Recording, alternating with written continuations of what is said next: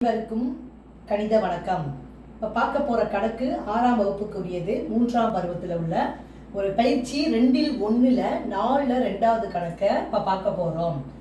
3 என்ற எண்ணிற்கு 5 அலகுகள் தொலைவில் இடதுபுறத்தில் இருக்கும் எண் என்ன அப்படின்னு சொல்லி கொடுத்துருக்காங்க. முதல்ல நம்ம இதுக்கு ஆன்சர் கண்டுபிடிக்க முன்னாடி ஃபஸ்ட்டு நம்ம என்ன சேர்க்குறோம், என்கோடு போட்டுக்கிறோம். என்கோடு போட்டுட்டு அப்புறம் ஈஸியாக நம்ம ஆன்சரை கண்டுபிடிச்சிடலாம். இப்போ என்கோடு நான் போட்டிருக்கேன்.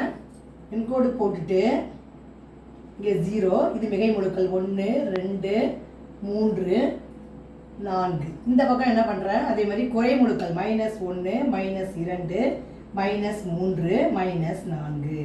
கேட்கப்பட்ட கேள்விக்கு ஃபஸ்ட்டு நம்ம ஆன்சர் கண்டுபிடிக்க முடியும். என்கோடு வரைஞ்சிக்கிறோம். வரைஞ்சிக்கிட்டு 3 என்ற எண்ணிற்கு 3 இந்த இடம் 3 என்ற எண்ணிற்கு 5 அலகுகள் தொலைவில் இடதுபுறத்தில், அப்போ இடதுபுறத்தில் 5 அலகுகளை நகர்த்திட்டு வரோம். 1 2 3 4 5. அப்போ வரக்கூடிய விடை இருக்கிற என்ன முழுக்கள் இருக்கு, -2ங்கிற ஒரு முழுக்கள் இருக்கு.